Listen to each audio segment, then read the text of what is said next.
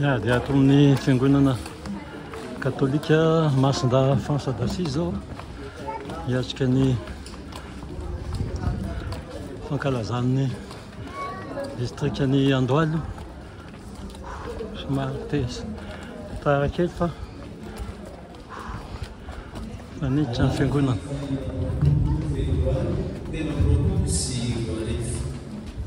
Alady voalohany amin'ny kareny taona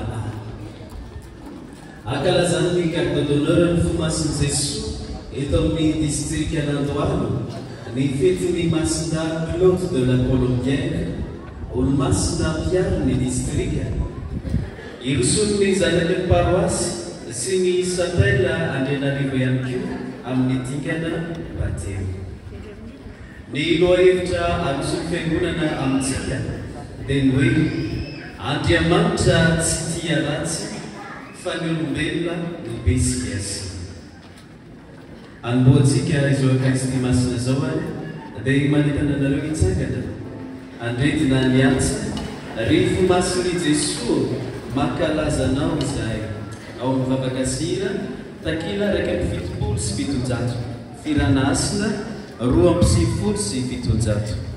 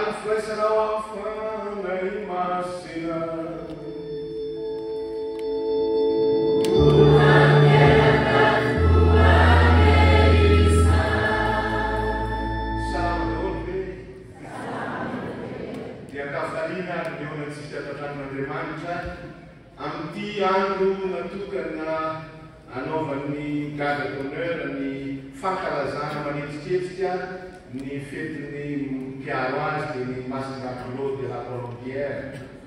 Anisan'ny mahafinaritra satria mampitodika antsika kristianina rehetra amin'ny tena ivo ny fiainantsika dia tsy inona fa ny fony Jesosy Kristy fiavana.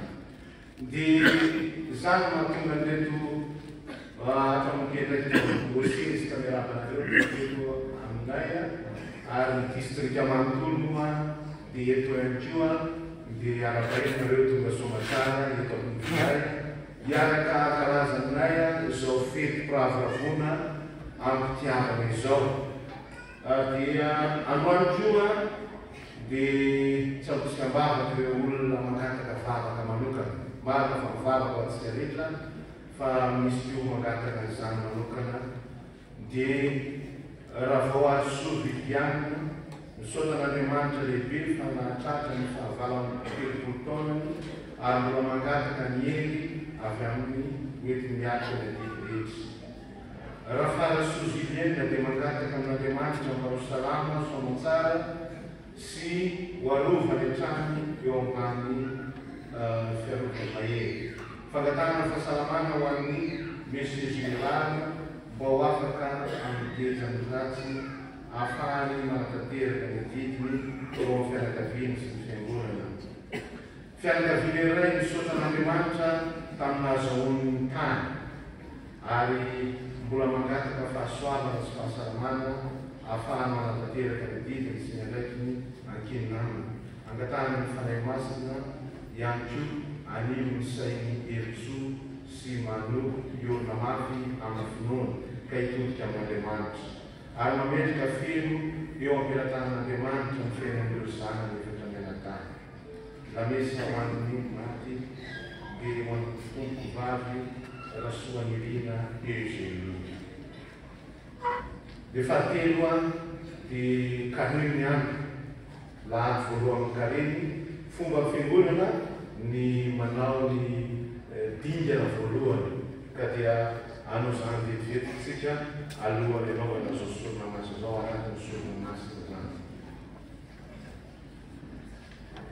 Miana amperesika rehetra.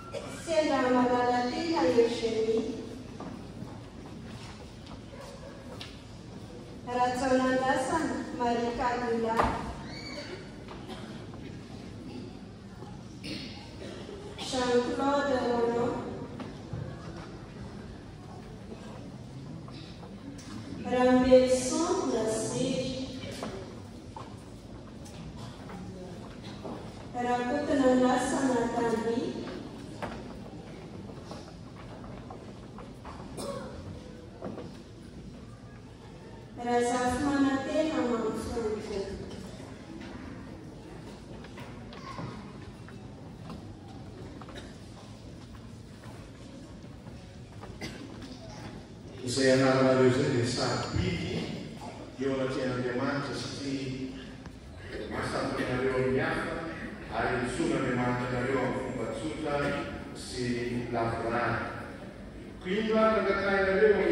Andriamanitra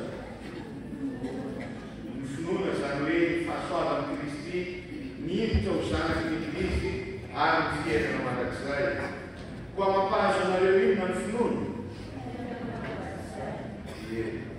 Zany izay olona rehetra tonga eto amin'izao tontolo izao dia azavain'Andriamanitra ary ampahafantariny ny zava-tsotra sy hita maso mba hianarany misaotra mahaly azy.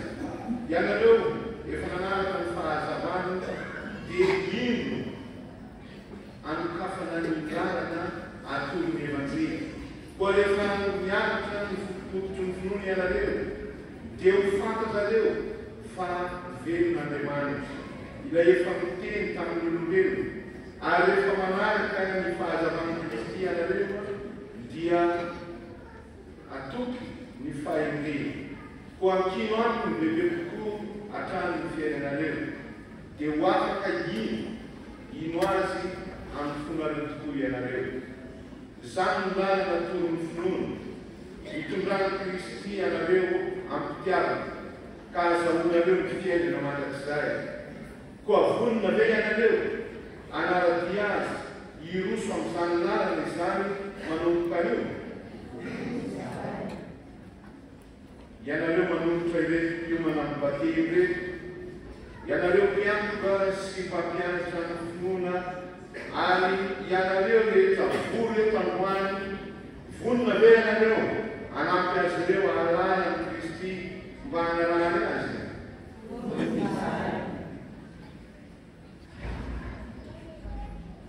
Misaotranao zahay ray mora fo amin'iny nataonao tamin'ireto mpanomponao reto, fa ianao mitady lalana azy sy mitaona azy ary fomba maro no efa nodiaviny anao nitiavany anao teo aloha. Izao kosa ianao miantso azy ka ireto izy tonga eto anatrehanao eo anatrehanay. Koa mideranao izahay rehetra ary mankalazanao ny tompo.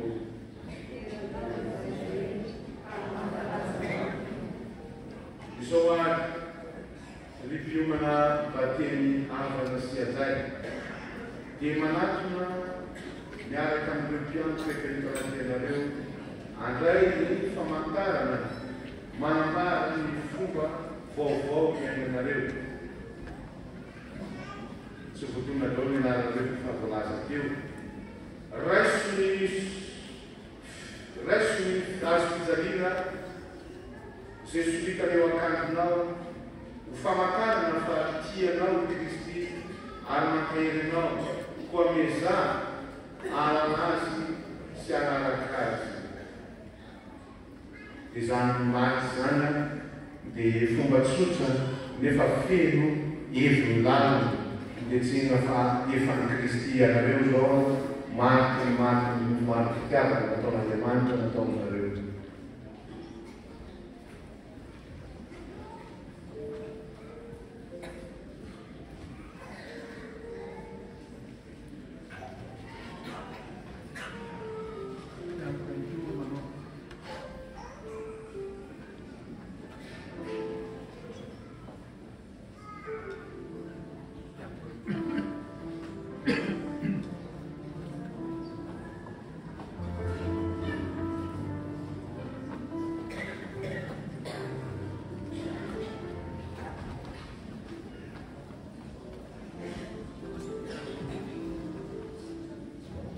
Hitanareo fa mpiantoka koa dia nanao toraky natao koa ilazana fa ny Kristy ianareo ary io famantarana lavorary satria manambara ny tena fara-tampony ny fitiavana nataon'ny Kristy atsika Maria antsika rehetra vita batemy. Ka izao ary ny tenin'ny fiangonana ripiomana amin'ny batemy havana no ny teny voalazanareo teo ary no nifandavanareo ny fomba mpivavahana diso dia hita fa mankatoa ny fiainana ao amin'ny Kristy ianareo ary io mpanantenana aminay ka ho raisy nampiomana amin'ny batemy ankehitriny hiaraka amitra ary ianareo miantoka sy mpanofana anareo izay nanisy ny fotombokaseny Kristy niazo fijaliana anareo ary ny fiangonana manontolo kosa dia mandray anareo ampitiavana sy vonona hanampy anareo hatrany. Dia izay fomba tsotra izay raha tokony izy dia tely varavara-piangonana natao izay ary naodingy anareo na misy tovity amin'ny hotely. Dia izany teo aloha manko tsy azo natao miainy n'Andriamanitra raha tsy mavitadidy anareo voalohany. Zao nareo zaoady miaraka aminay miaraka ny tenin'Andriamanitra ary dia mazoto mandingana amin'ny aloha fa tsy mandingana miemotra siny izany hoe mandosy zareo aoriana kely dia ray ny bately mahasan'Andriamanitra. Ka dia todikely makany avahoaka dia hitavahoaka izay atao anareo maty izany famakifateraka anareo zany.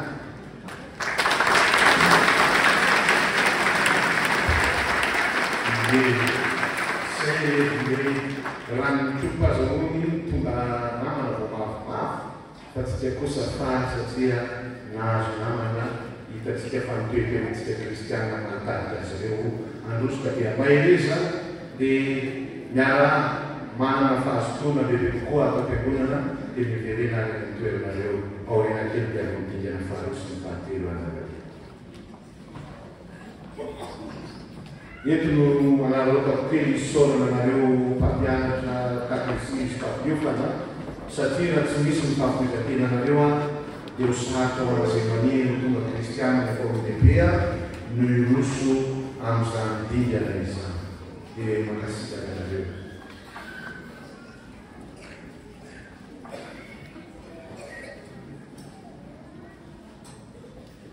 Dia tsy misy moa ny fonana fa misy fahasorana ravena no any dia izany no tena fonana mahavary koa niaraka ny Jesoly.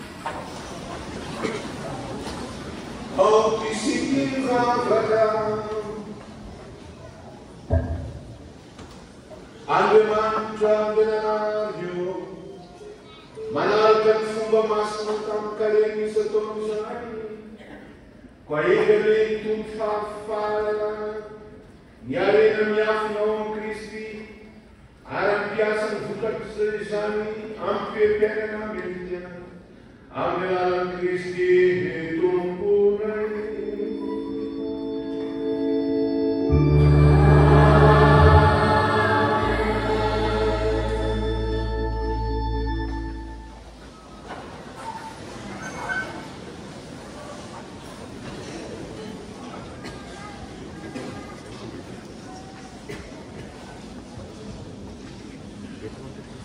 Fanambarana ny tenin'Andriamanitra. Nanota ireo ray aman-drentsika voalohany loharian'Andriamanitra. Izany dia nanao tamin'ny boky Jenesy ny toko faharoa ny andininy fahafito ka hatramin'ny fahasivy, atohizana amin'ny toko fahatelo andininy voalohany ka hatramin'ny fahafito.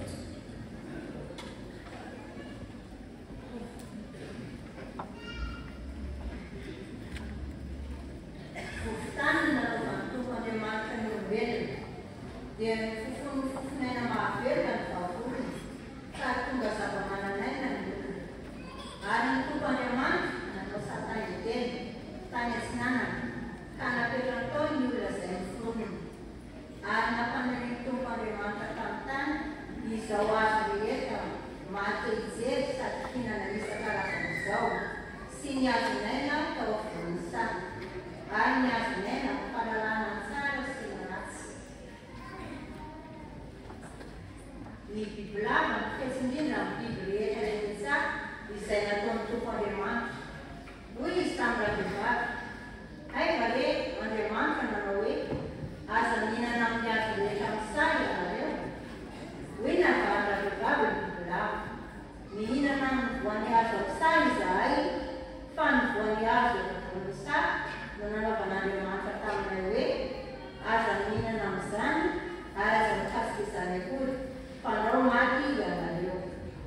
Dia hoy ny Bibilava tamin'ny ravehivavy, tsy ho faty akory ianareo fa fantatra Andriamanitra fa amin'izay andro mihinananareo izany dia hisokatra ny masonareo ka ho tahaka an'Andriamanitra ianareo mahalama tsara sy ny rasy. Ari tandrevavy fandovoandray azy fihinana. Matejery sy menika ovirina mba ahazahoana fahalalatan-tsaina. Nioty tamin'ny voany izy dia mihinana ary miankony vadiny izay miaraka taminy ary mihinana izy. Nisokatra amin'ny mason'izy ny vady ary fantany fanotanjaka izy ka nanjaitra ravina viavy izy ireo nataony sikiny. Izany ary ny tenin'ny Tompo.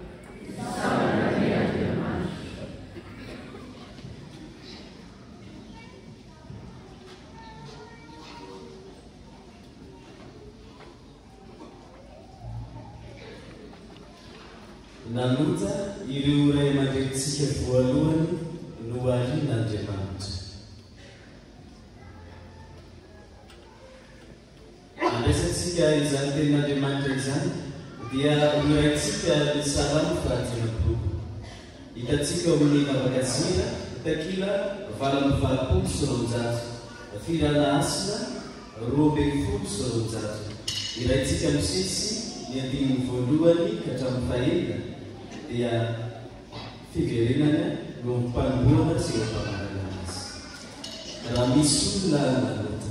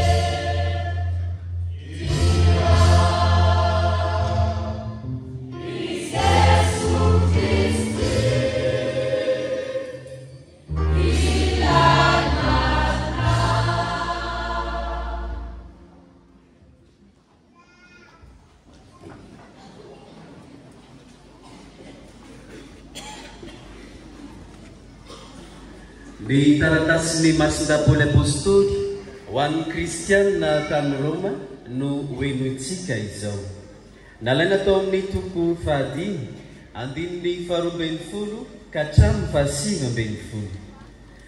Noho ny alehiben'ny fahadisoana no nahazona fanomezam-pahasoavana bebe kokoa. Ry kristianina havana, izao tontolo izao no nidiran'ny fahotana tamin'ny olona iray sy nidiran'ny fahafatesana noho ny fahotana, ka nifindra tamin'ny olona rehetra ny fahafatesana, satria nanota avokoa izy rehetra. Fa nisy ota ihany tamin'izao tontolo izao na talohan'ny lalàna aza, saingy tsy tanana izy sazy ny ota raha tsy misy lalàna. Nanjaka ihany anefa ny fahafatesana hatramin'ny Adama ka hatramin'ny Moizy. Nadia tamin'izay tsy nanao fahotana toraky ny fandikana nataon'ny Adama aza. Ary Adama dia tandindon'ilay Adama ho avy. Ary tsy mba tahaka ny fahadisoana ny fanomezam-pahasoavana. Fa raha ny fahadisoana anankiray aza na hafatesan'olona rehetra, mainka fa ny fahasoavan'olona iray dia i Jesosy Kristy no nandraisan'olona rehetra bebe kokoa ny fahasoavan'Andriamanitra sy ny fanomezana.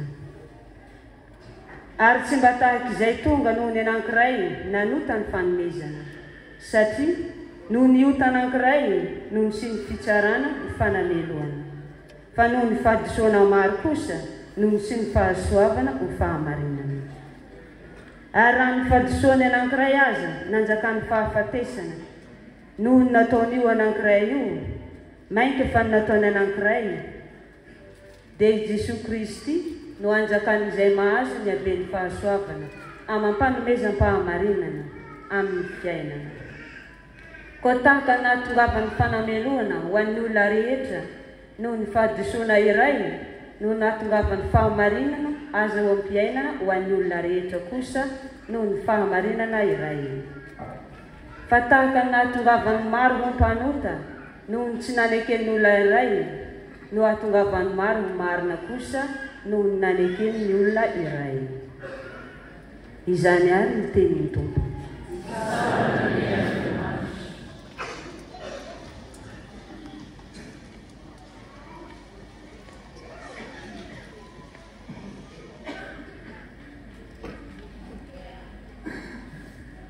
Noho ny lehiben'ny fahadisoana no nahazahoana fanomezam-pahasoavana bebe kokoa.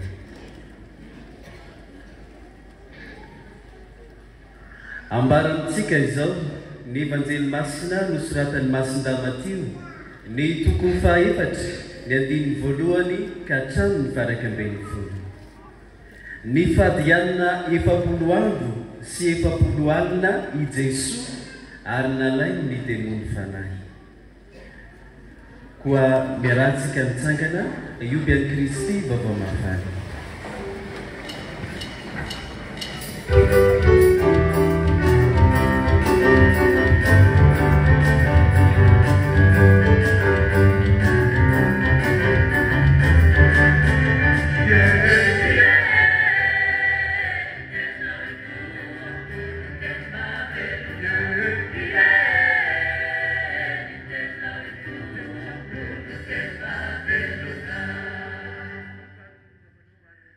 Tsy ny mofo ihany no iveloman'ny olona, fa ny teny rehetra aloky ny vavan'Andriamanitra.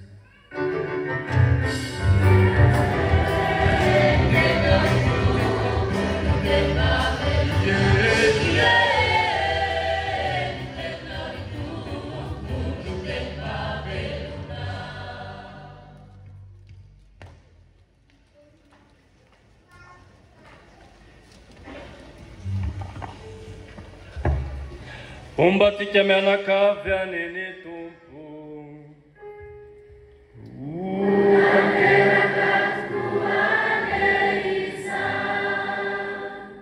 Evanjely masina nosoratan'ny Masinda Matio.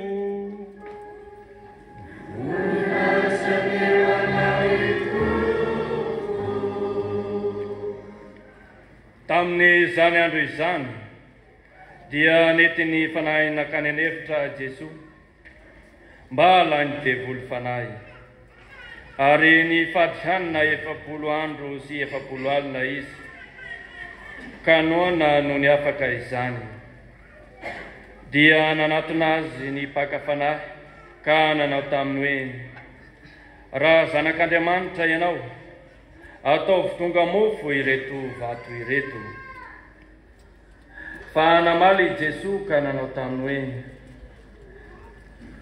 efa voasoratra hoe tsy ny mofo ihany no iveloman'ny olona fa ny teny rehetra aloky ny vavan'Andriamanitra. Tamin'izay dia nitondra azy nakany amin'ny tanàna masina ny devoly ka nametraka azy teo atapon'ny tempoly dia nanao taminy hoe raha zanak'Andriamanitra ianao mianjera any ambany any, fa efa voasoratra hoe ny anjeliny nametrahany ianao ary izy ireo hitondranao eo an-tanany fandrao tafitolina amin'ny vato ny tongotrao. Fa hoy Jesosy taminy efa voasoratra koa fa tsy akafanany Tompoandriamanitra ianao. Dia nentin'ny devoly nakany ambony tendrombohitra avo dia avo indray izy ka nasehony azy ny fanjakana amin'izao ny tontolo izao mba mivoninany ary hoy izy taminy omeko anao izao rehetra izao raha miakoka vavakamiko ianao. Fa izao no navalin'i Jesosy azy mandeha any narisatana fa efa voasoratra hoe ny Tompoandriamanitra no ivavahanao azy izy irery ihany no topoinao. Tamin'izay dia nandao azy ny devoly ary indreo nisy anjely tonga teo aminy ka nanompo azy. Izany ary ka nkalazaontsika ny teniny Tompo.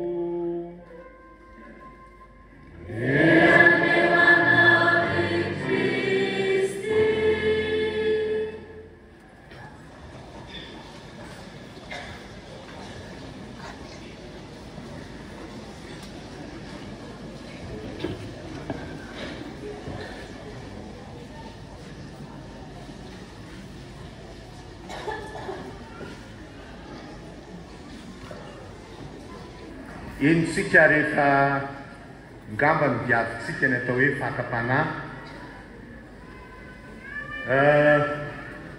Raha teneniko zao ty dia ny tanora rehetra tonga dia mahafantatra azy hoe maromaro ny fakapanahy sy teny an-dalana ho aho izy ny tanora. Fa ty alahady tya dia fakapanahy hafa tena goavana. Fakapanahy tsy arak'izay heverintsika fa fakapanahy izay mifandray amin'ny fiainantsika manontolo. Satria fakapanahy dia nodiavin'ireo olona izay te hifikitra amin'Andriamanitra.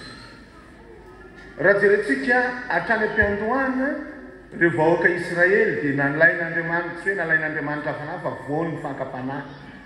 70 taona izy nandeha tany anefitra ary dia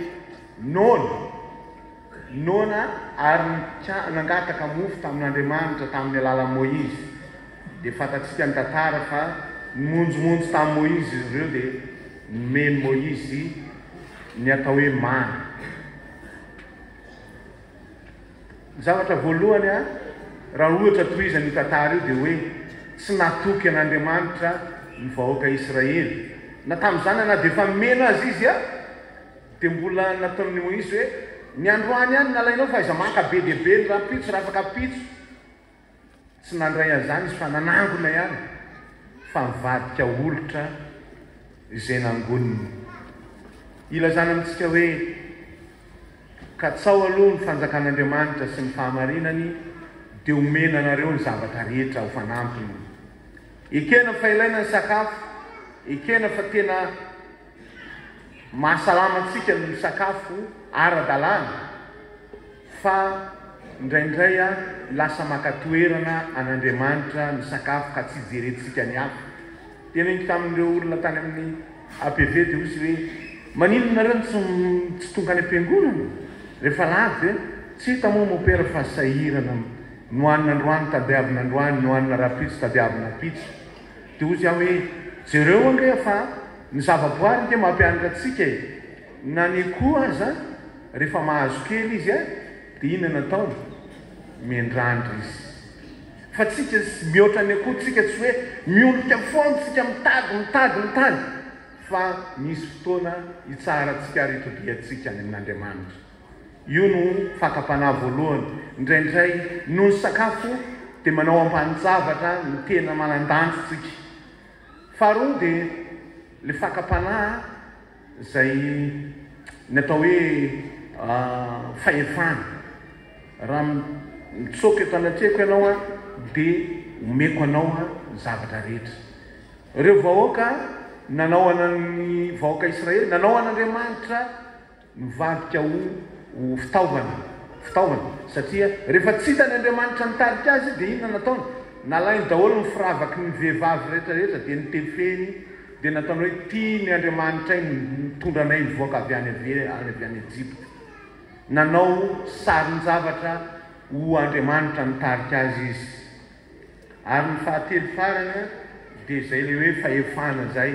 Raha manaiky mianjerana ianao dia ho arovan'Andriamanitra.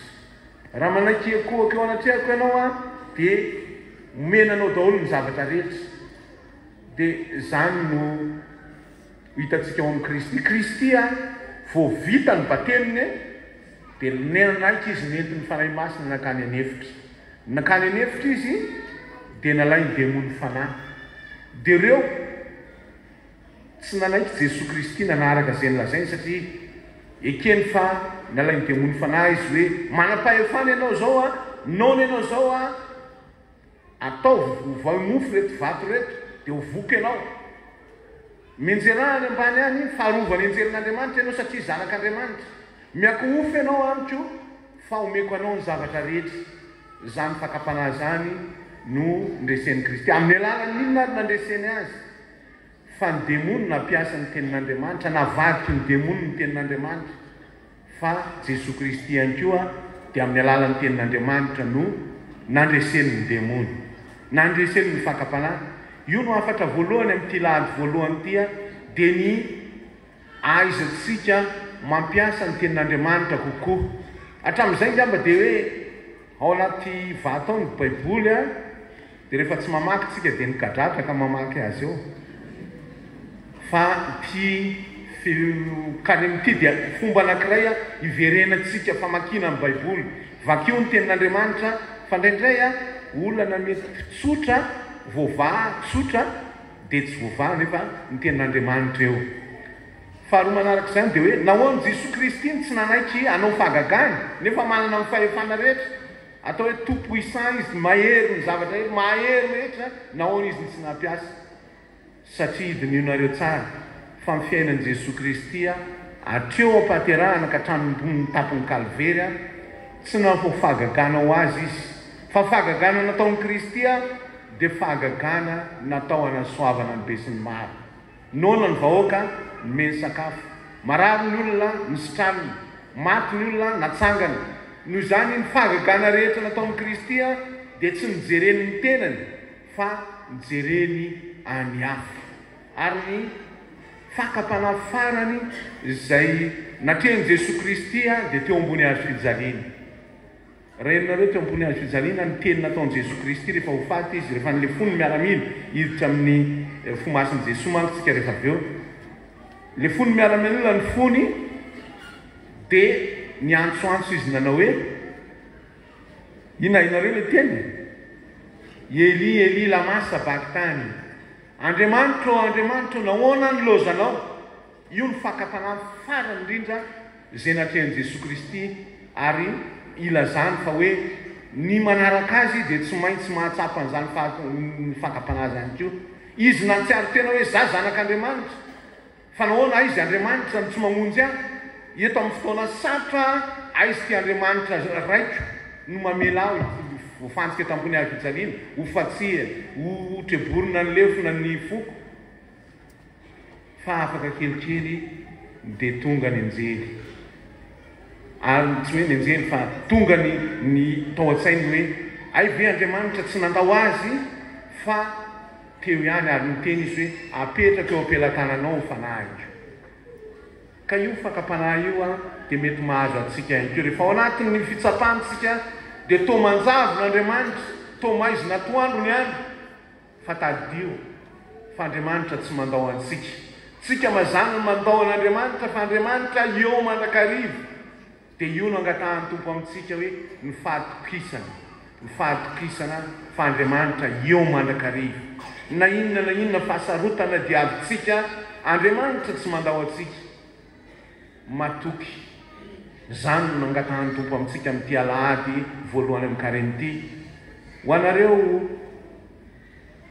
garde d'honneur ny fomasin'i Jesosy raha ny tokony ho izy dia reto olona rehetrarehetra garde d'honneur daholo fikambanana rehetra tokony garde d'honneur daholo fa tsy hoe fikambanana masina azahoanareo famasinana mihoatra noho ny kristianina hafa fa ilazanareo fa nareo vavolombelona mahatsapa bebe kokoa ny fitiavan'Andriamanitra. Ny fitiavan'Andriamanitra ino moa dia ny ahatonga anareo ho vatan'ny Kristia sy ho tempolo ny fanahy masina. Zany no tsapanareo garde d'honneur. Raha ohatra ka garde d'honneur mitondra an'ireny famantaran'ireny nareo dia ilazanareo fa hoe ilay fony Jesosy notrebon'ny lefina nandrotsaka rano sy rà dia ilazanany hoe teraka ny fiangonana amin'ny alalan'ny sakramenta ny batemy, amin'ny alalan'ny sakramenta ny Eukaristia, ary ataoko fa ny fototra iorena ny fikambanana dia zany batemy zany sy ny Eukaristia.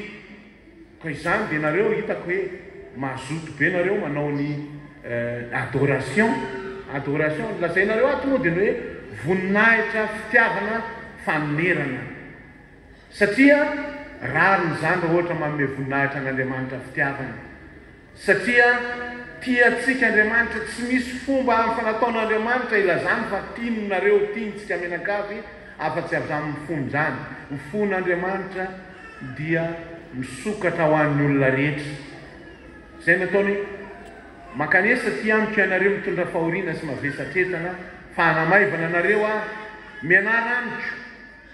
mianaraniko fa zaho manetry tena ao am-po ka ataoko be dia be ny zavatra azo lazaina mikasika anareo fomasin'ny garde d'honneur androany fa amin'ny alalan'ny olo-masina Masina Claude de la Colombière izay tanora mopera tsotra tanora jesuita dia anisana nohana any Marguerite Alacoque izy mba hitiavany olona amin'ny fomasin'i Jesosy.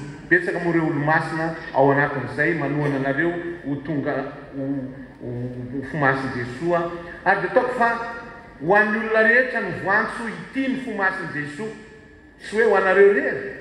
Raha nataonareo hoe izay ihany ny tena masina dia ity teninareo fa ho an'ny olona rehetra. Nareo dia vavolombelona fotsiny hoe ny fifikiranay amin'Andriamanitra dia ny fidodianay amin'ny fony Jesosy. Voantso zay ity any fony Jesosy ohatra ny tiavana anay. Misy hira anankiray manao hoe tsy tahaka ny tiavanao anay no tiavanay anao. Fa raha ohatra ny tian'Andriamanitra tahaka ny tiavana antsika dia efa fahamasinana zay. Zay natao hoe sitrapon'Andriamanitra.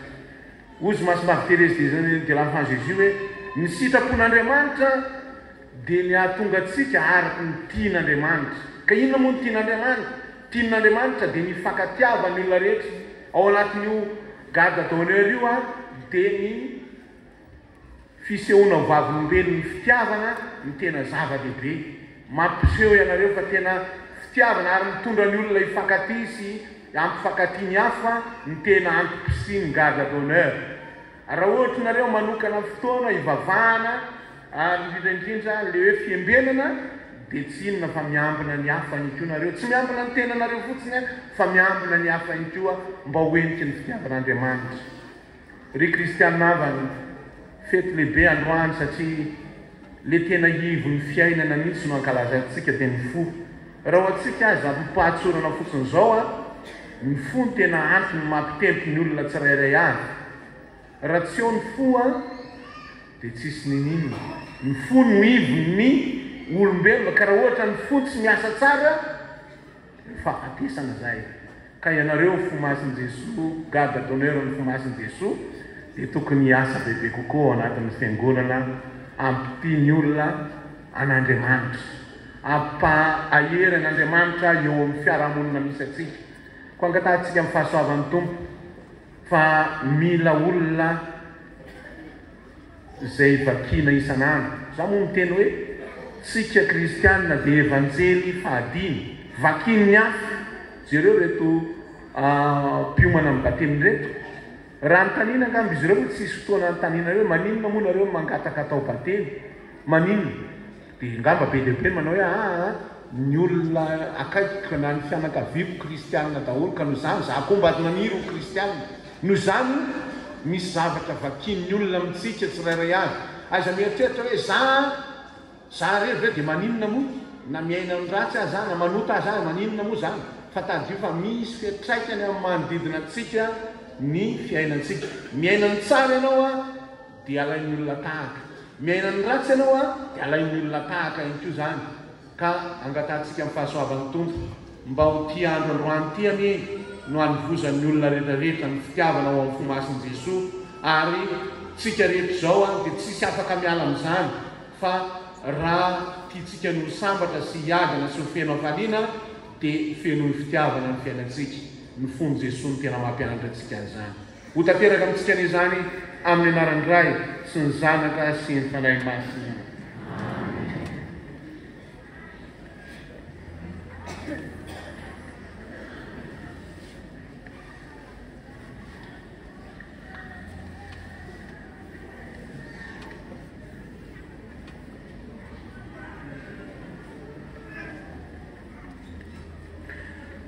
Zao dia antsona ianareo anavao ny toky natao tamin'ny famihezan-teny samy fanosoana zao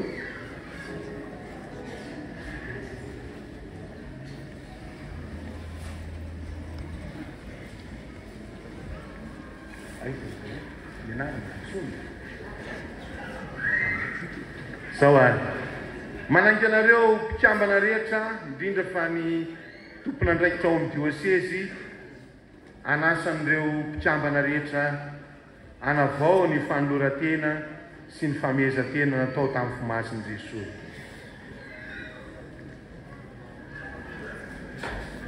Miaraka mitsangana isika garde d'honneur rehetra. Garde d'honneur rehetra. Raha ny tokony hoe isika rehetra fa ny garde d'honneur rehetra. Fanavaozana ny toky tamin'ny famihezan-tena.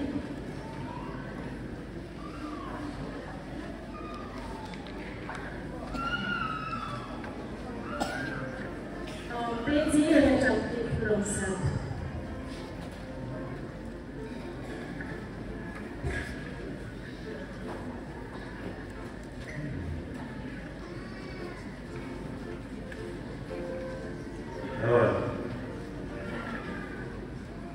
Ry Jesosy tsara fo indrindra, lehibe loatra ny fitiavanao ny olombelona, alatsakao ny rahanao rehetra mba hamonjy anay.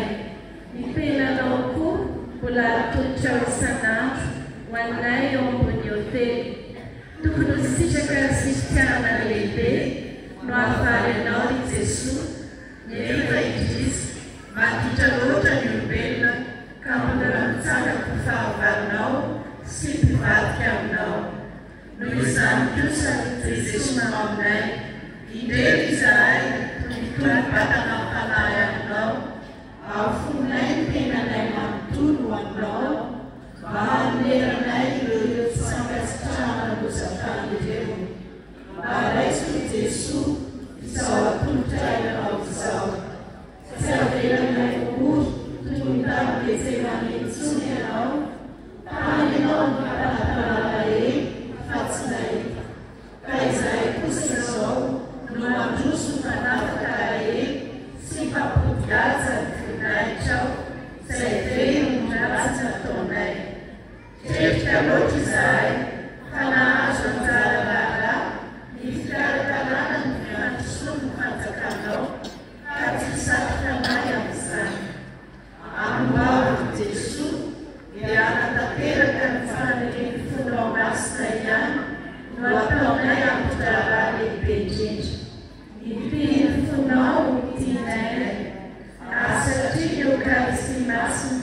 Nataonao lankadrano ananana ny hainao dia ao itototonay anananao.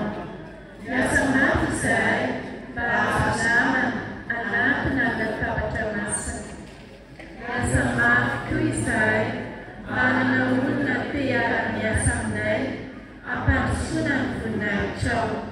Anay ny fampianananao anaraka ny diditiavanao ary anao izay tsy haratadatra ny fanjakanao itoitana. Iloska mafy anao fitondram-pena kristiana tokoa le izahay mba ho modely raha mpiambina mpiara-dia. Azoto anao komy matetika anao fananjana mompera curé sy ny aomony ary lehibe ny fikambanana. Anaiky azy ny zavatra rehetra fa tsy tokony fantatra na hiaraka amin'ny herim-pena fotsiny. Ary izany rehetra izany ny Jesosy dia manom-pena mafy izahay fa hanampinay ianao.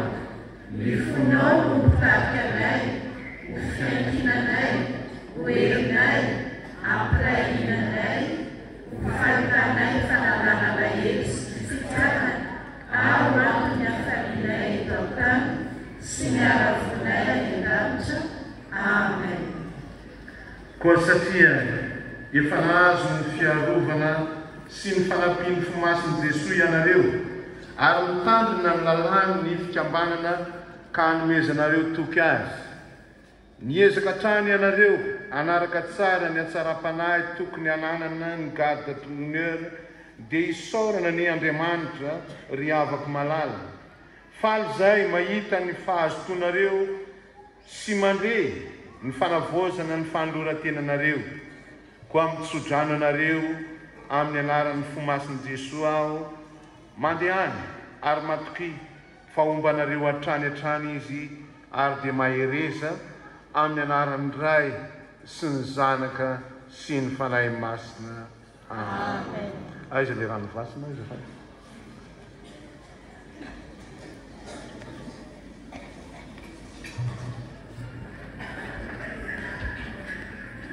Ataontsika nira ny fonao ry Jesosy. Ny fonao ry Jesosy no azara lovako sy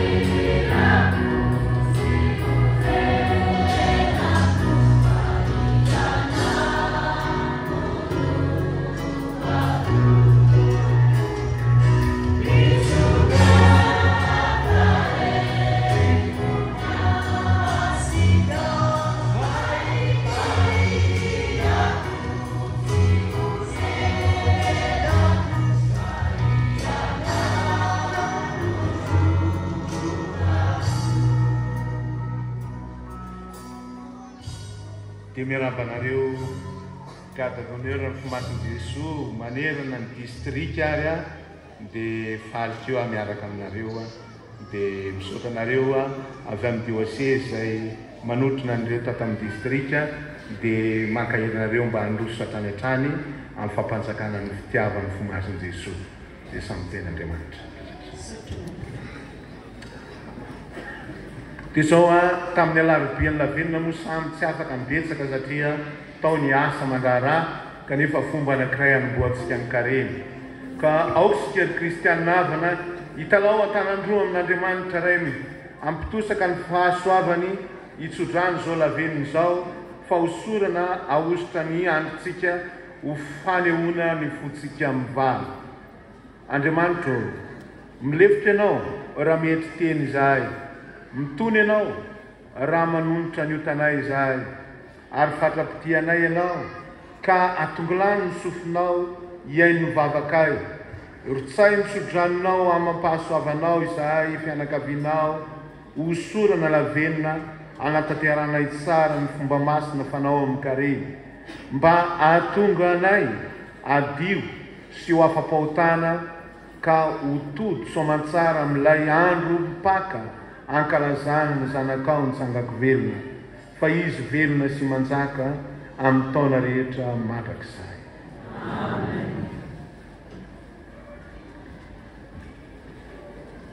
Dia sady manao ny rakitra atsika mba tsy hiverina indroa dia amin'izany no anaovantsika ny fanosorana. Raha ny tokony ho izy dia nareo ihany manositra ny tenanareo satria tokony teny hoe hibebaka ao ino ny evanjely fa noho ny abetsahany moa ny rehetra sy mpanositra manao hoe mibeba ary noho ny evanjely fotoana fibebahany zao andro fanakonana nisy tompo dia ataontsika mponino zany. Nandritsika ny fanosorana lavenina dia iraintsika miantsa ao amin'ny vavakatsira takila 50 sy 500, ao amin'ny firanasina takila 70 sy 500, manatona rehevahoaka miaino meterimpoa. Amen.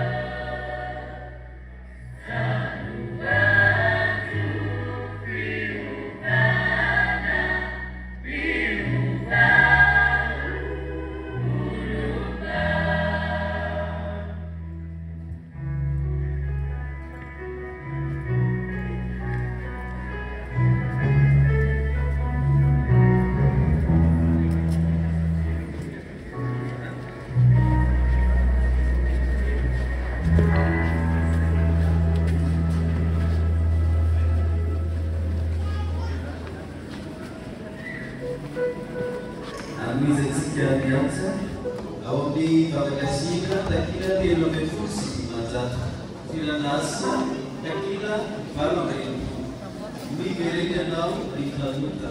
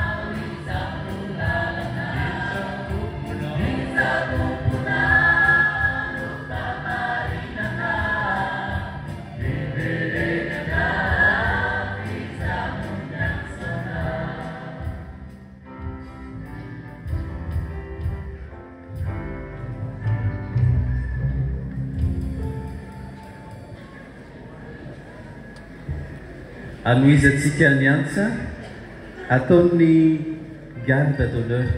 Entanina sika garde d'honneur hitsangana daholo. Irafaleva andriny telo.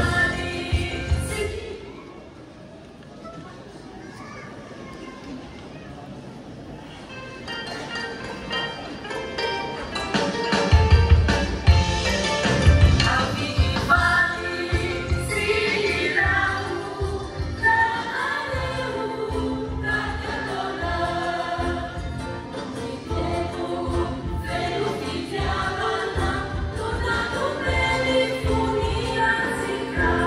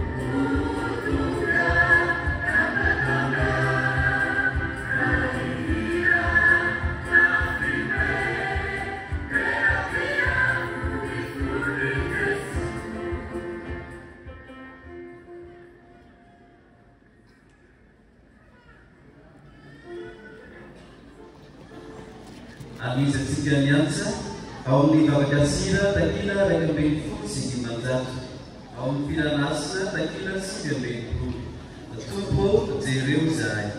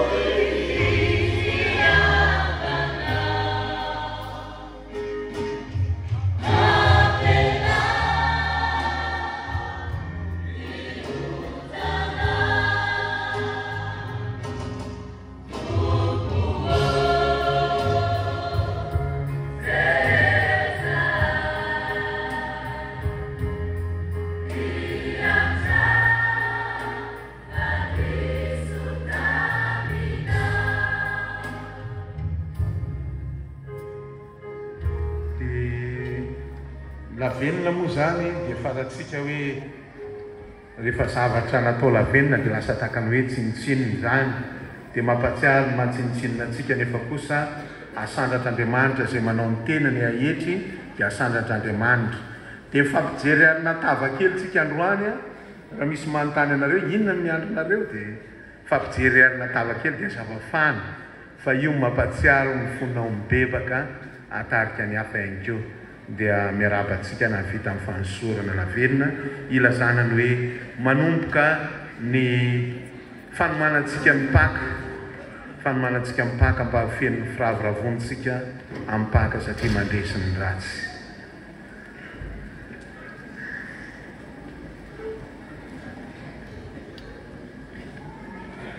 Ny antsa ataontsika mandritra ny fanatitra manatona ny tompo tsitoa. Arahan-tiany mivavaka ataony solitera ny garde d'honneur amin'ny district.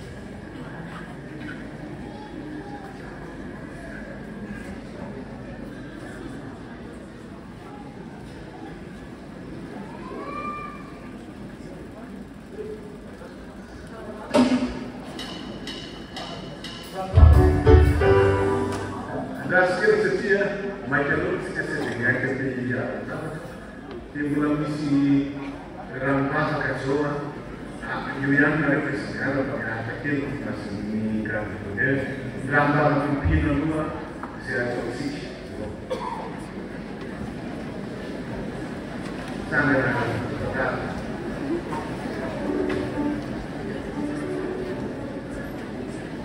ni fikir puluna karena toh kita melani família satira do graça do meu Cristian Nava bastante sigatsara e socainzol de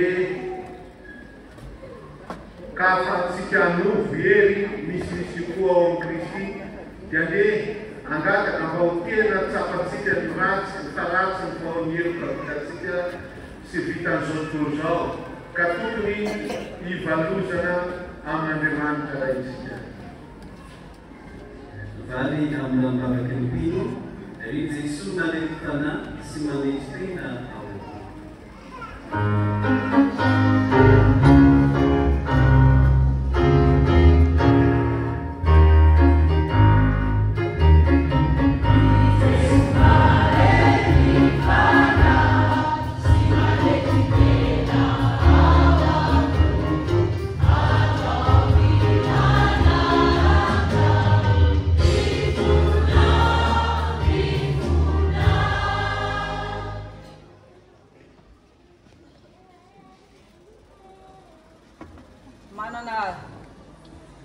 Manana titleide am furkulunan zo kalane manta ne bis koni baba wan papa sinide an rich ba fan ta katsika anara dian kristi an esen nivats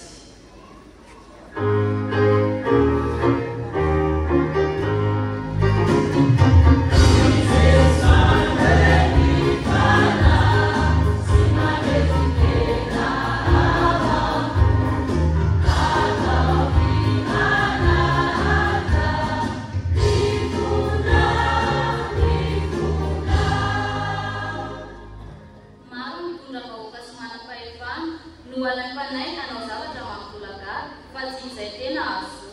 Kuami bapa, bacita di suan tena, napa undia jadi pelang kusnis, fawan suyung una namarna.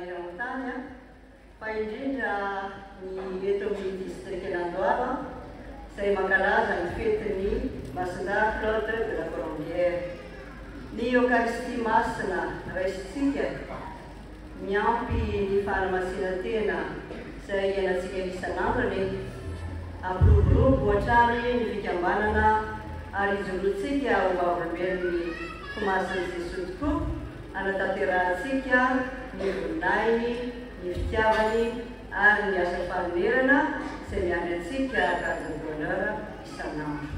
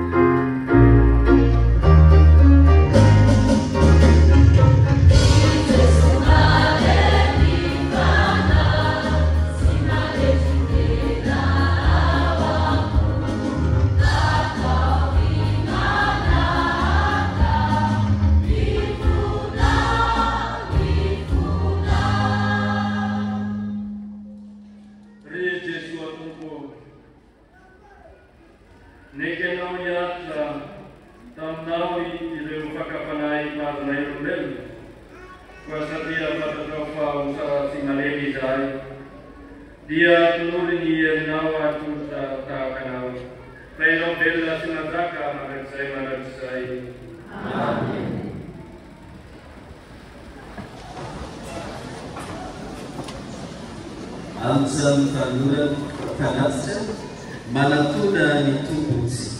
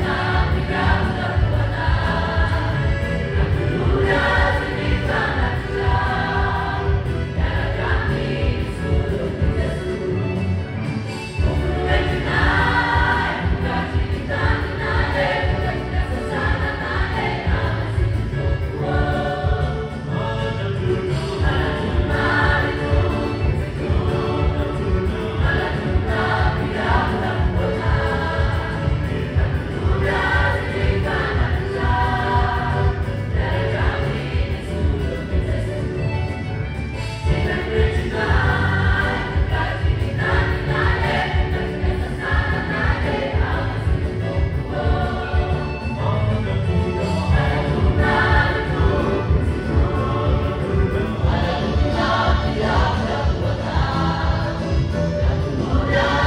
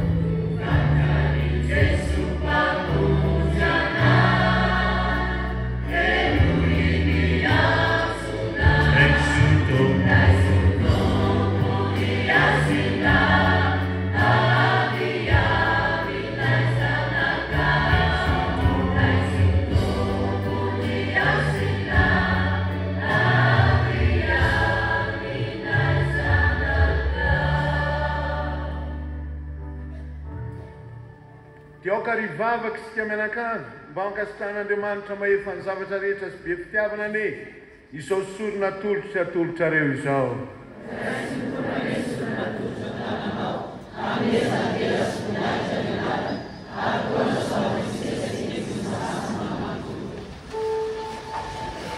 Mianta aminao izay ry Tompo, mba ataovy mifanaraka amin'reto tolotra ireto ny toetranay, fa sorona anomboanay ny karemo zao amin'ny alalan'i Kristy Tomponay.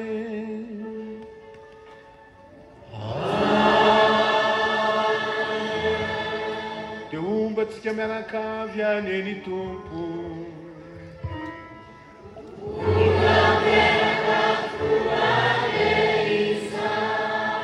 asandra toariny fo efa amin'ny tompony fona izao reran-kasitrao ny Tompo andriamanitsika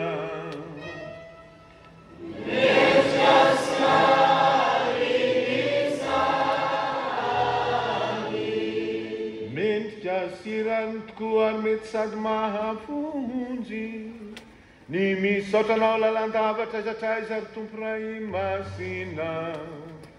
Andriamanitra mahefa ny zavatra rehetra sy mandrakizay amin'ny alalan'i Kristy Tomponay. Ilainy santatra izao fomba masina izao tamin'izy ny fady anina 70 andro ary nampianatra anay andresy ny herin'ny ratsy rehetra. Tamin'izy nandrava ny fandrika ny novelarin'ny demony mba hankalazanay ny mpaka amin'ny fanahy mendrika sy ahatafitanay any ny mpaka mandrakizay indray andro any. Zany ny ranay amin'ny anjely sy ny olo-masina rehetra mihira sy mankalazanao amin'ilay antsafetesinay lalandava manao.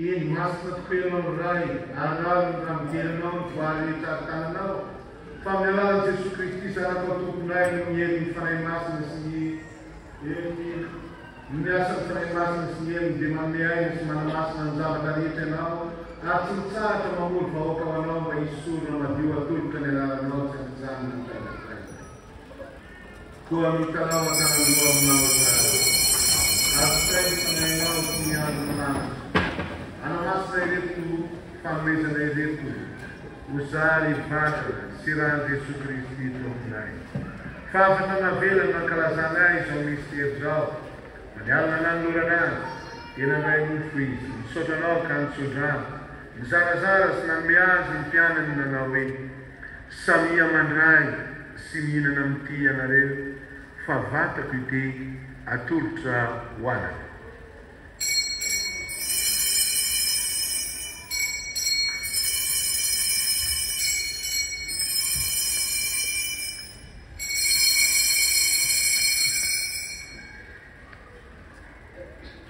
toy izany koa no niavy ny sakafo dia nandray ny kalisy izy misotranao ka nitsojany sy nanome azy ny mpianany nanao hoe samia mandray sy misotro amin'ity ianareo fa kalisy misy ny rako ity raha iorena ny fanekempihavanana vaovao sady mandrakizay alatsaka ho anareo sy ho an'ny besin'ny maro ho famelana ny fahotana ataovy izao ho fahatserovana azy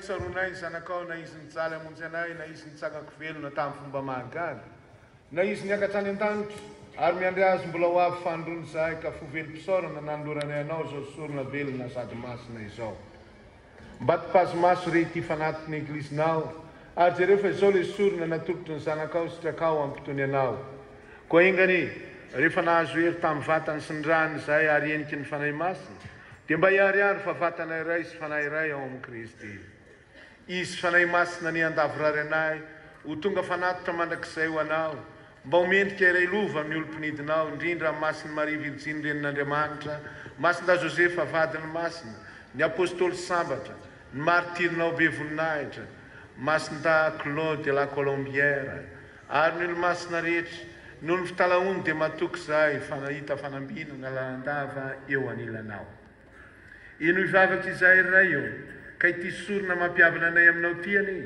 hitondra fandripahalemana sy famonjena ho an'izao tontolo zao dia ho sitrakao anieny any amafinoana sy fitiavana ny eglizinao mivahiny ety an-tany miaraka amin'ray aman-dreninay ny Papa François mpanomponao ny arsevekanay Odon Marie Arsène razanak'olona ny eveka-panampy Monseigneur Jean Pascal Rondretsoavina ary ny eveka rehetra miara-mitondra ny fiangonanao sy ny mpanao raramasina tsy akanavaka mba amin'ny vahoaka manontolo avotana amin'irao fo ny fianakavianao ka hatreo ny vavaka ataony indrindra fa ireo nangataka manokana izao sorona izao ny tonononay teny am-piandohana fa sitrakao ny jorony eto lohanao ary eo zanakao rehetra melopatra ny eran'ny vazan-tany mba ampiraiso aminao ray be fianitra sy be indra fo mba tsarovy hitompoko vavy rasoany Irina Eugénie mpanomponao natsonao hiala amin'ity fiainany ity mba ho any aminao niaran'ny fahafatesana salamzanakao izy kaingany tsangako velona to azy keo rehefa tonga le andro ananganana ny maty rehetra ka nyvany ny vatanay mora simba hitovy endrika amin'ny vatany mamirapiratra ary ny avanay nodomandry izay rehetra lasany ankoatra nahita sitraka taminao dia mba mindrao fo ka raisany amin'ny fanjakanao manantena no any koa izay rehetra indray hoeniky ny voninahitrao mandrakizay rehefa ho faonao avokoa ny ranomaso amin'ny tavanay satria hitanao araky ny toetranao Andriamanitra izahay hitovy endrika aminao mandrakizay ary tsy tsahatra nideranao amin'ny alalan'i Kristy tomponay ilay hanomezanao ny soa rehetra ho an'izao tontolo izao.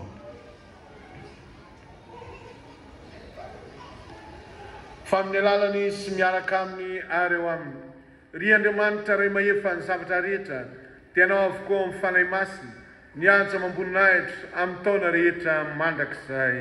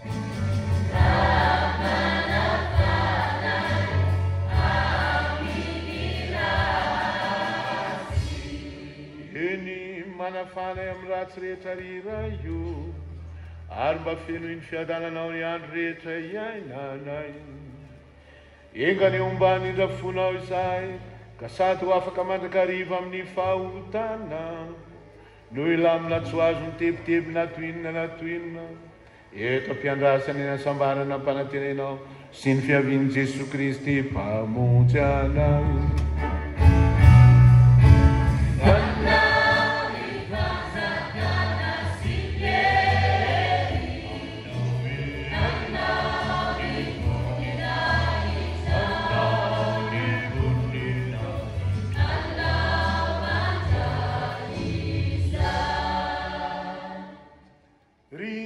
Kristy tompo ianao nilaza tamin'ny apôstôlina hoe fiadanana velako anareo fiadanako no omeko anareo aza ny fahotanaina ny kilemanay ny jerenao fa ny finoana tana ny fiangonanao ka ho sitrakao aniny ampiadana azy sy ampiray azy araka ny sitraponao fa ianao velona sy manjaka amin'ny taona rehetra mandrakizay.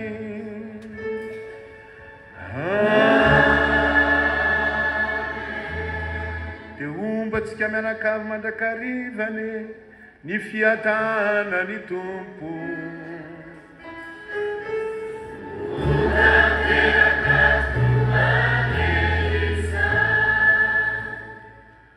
Andesika ifampisara fiadanana ao amin'ny Kristy.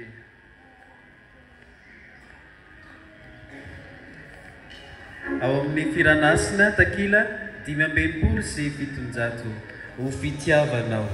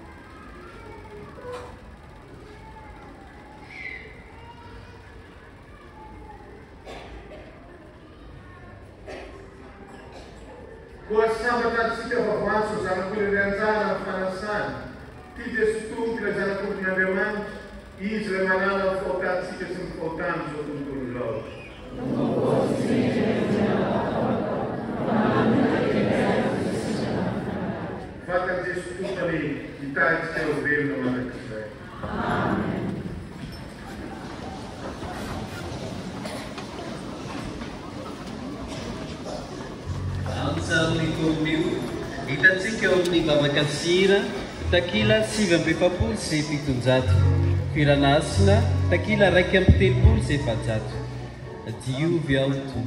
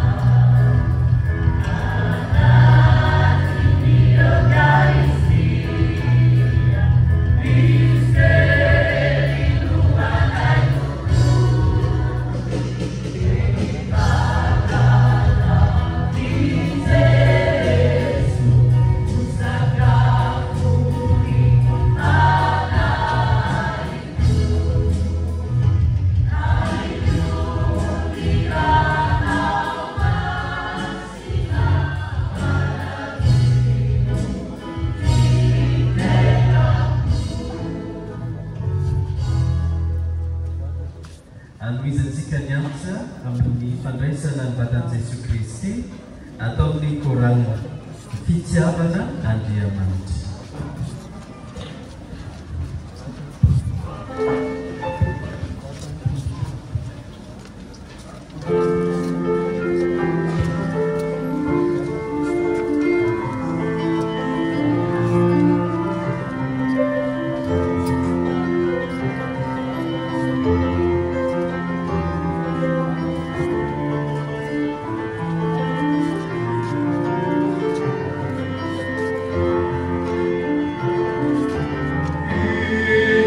Yama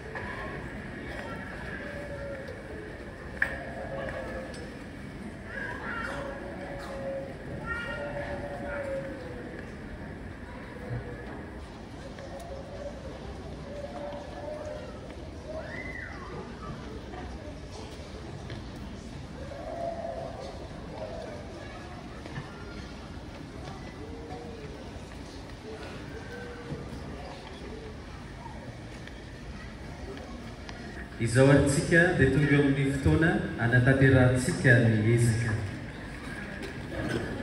Mandritra izany no iraintsika ny antsa ao amin'ny vavaka sira takila 7 sy 700 firanasina 8 amin'ny 100 misaotranao Jesosy Ostia.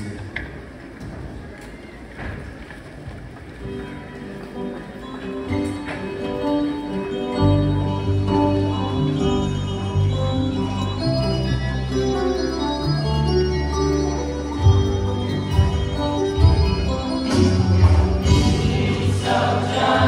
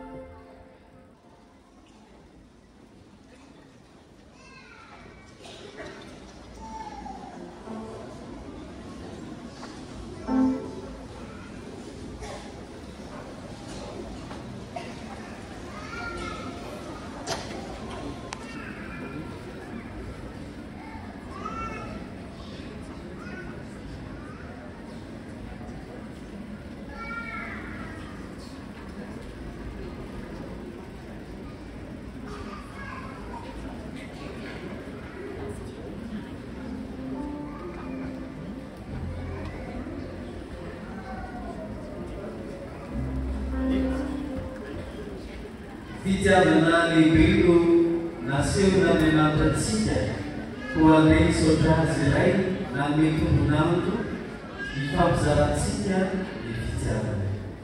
Amin'izao fa ny fahasoavan'Andriamanitra no natoy izao alaisika dia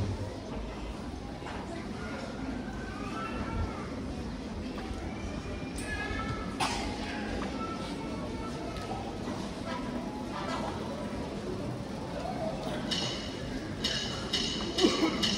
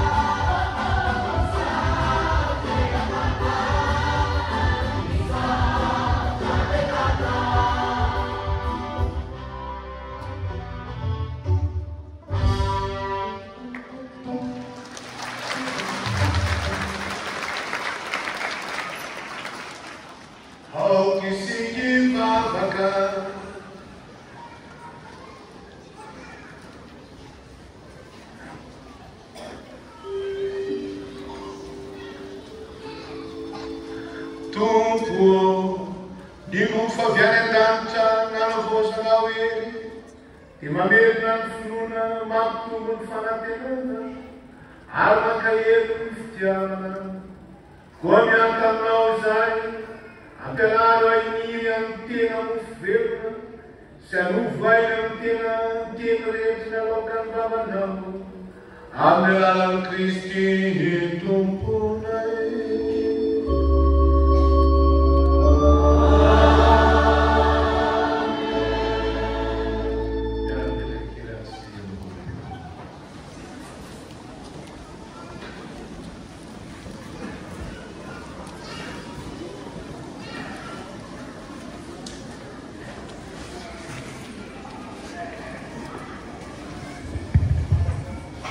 Faly miarabantsika kristianina rehetra tonga ny vavaka androany. Toy izao indray ary vao fampiangonantsika. Sorodarana voalohany vao mikasika ny alahady sy liturgia. Ireo olo-masina tsaroana amin'ity herinandro ity. Ny alatsinainy 27 février Masimbavy Honorine. Talata 28 février Masinda Romain. Ny alarobia 1er mars Masinda Aubin. Ny alakamisy 2 mars Masinda Charles Debon. Ny zoma 3 mars Masinda Génol. Sabotsy 4 mars Masinda Casimir. Ary ny alahady 5 mars Masimbavy Olive. Ireo tompon'anjara amin'ny liturgia. Ny zoma 3 mars lalany Arsijalina amin'ny 10 mora ariva faritra Kristy Mpanjaka. Ny alahady 5 mars amin'ny 9 maraina fandaliana mpinono amin'ny 9 sasany dia ny APV 3, 4, 5 ao amin'ny faritra Masindavy Mpanjaka. Amin'ny 6 sasany maraina ny FTK sy ny katesisme. Ny alahady 12 mars amin'ny 9 maraina fandaliana mpinono amin'ny 9 sasany maraina VMK. Amin'ny 6 sasany maraina ny mpampianatra katesisme. Manomana liturgia aty am-piangonana ny sabotsy 4 mars amin'ny 3 ora tsy diso dia ny APV 5, 8 ao amin'ny faritra Masimba Faustine sy ny LMK. Manao récollection eny amin'ny paroasy Imery Manjaka, district eny Ambohijanaka, ny Valy, Mpizarakomio, Sakristine ny sabotsy 11 mars amin'ny 7 ora maraina. Fisoratana anarana dia any am-pandrindra Valy rehetra mitondra sakafo. Ny opaterina dia 500 ariary, ny sarandalana kosa 400 ariary. Antsona ny vehivavy rehetra ao anaty fikambanana masina Voameranasy faritra APV mba ho tonga aty am-piangonana anio amin'ny 3 ora tsy diso hanomana liturgia amin'ny fetin'ny vehivavy izay ankalazaina ny 12 mars ho avy izao. Mividy voninkazo ny sabotsy 4 mars dia ny APV 3, 4, 5 ao amin'ny faritra Masindavy Mpanjaka sy ny FTK.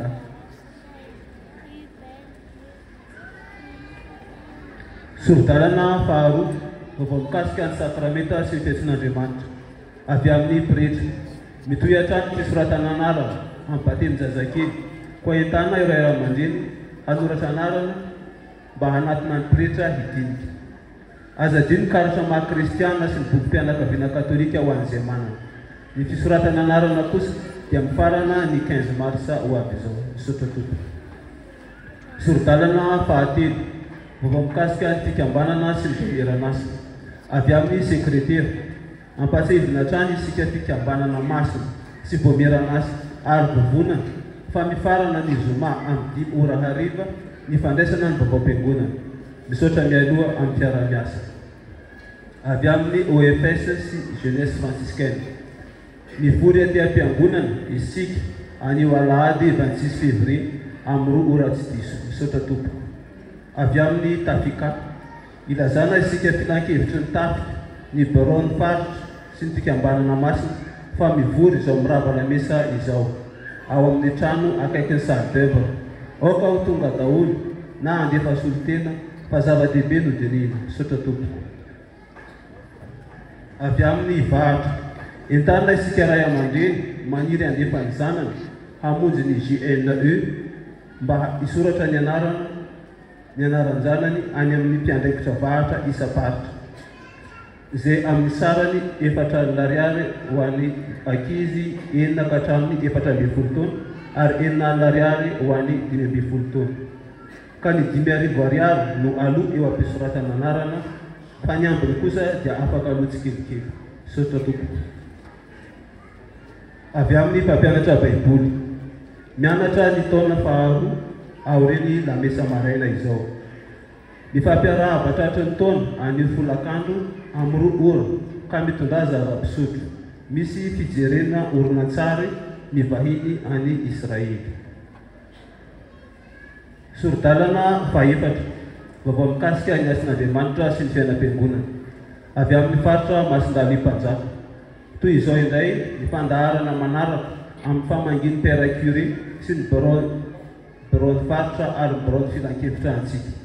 Ny alahady 12 mars dia ny APV 2, ny alahady 19 mars kosa dia ny APV 5. Ny fotoana dia amin'ny 3 ora tsy diso, fa amin'ny sasany ny filohan'ny APV no maka ny pretra sy ny baron faritra ary baron filan-kevitra eo amin'ny tsenan'ny Madame Aimé. Avy amin'ny faritra Masimbavy Thérèse, mivory ao an-tranony filoha voalohany ny kristiana rehetra ao amin'ny APV 10 anio alahady amin'ny 2 ora tsy diso. Avy amin'ny faritra Masimbavy Faustine, atao anio alahady 26 février aty am-piangonana ny fampiaravana tratry ny taona ny faritra.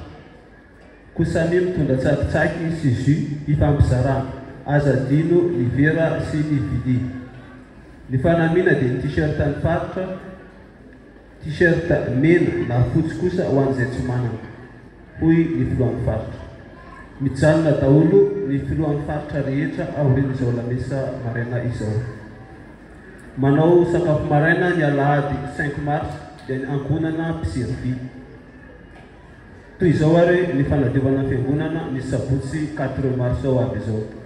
Faritra Olontsafatra Victoire Rasoamanarivo APV 5, faritra Masimbavy Faustine APV 6, faritra Masimbavy Thérèse Jesoa Zazakely APV 1, 2, 3, faritra Masindaly Mpanjaka APV 2, faritra Kristy Mpanjaka APV 4. Toy izao indray ary ny fandraisam-pitenenana manaraka eto. Mandray fitenenana voalohany dia solon-tenan'ireo mankalaza fety. Manaraka azy ny avy ao amin'ny famindrapon'Andriamanitra. Manarak'izay dia ny valia, ary manaraka ny valia kosa ho Bois de Carmel dia faranany baron filan-kevitra. Sotra tompoko naharitra ny aino hatramin'ny farany.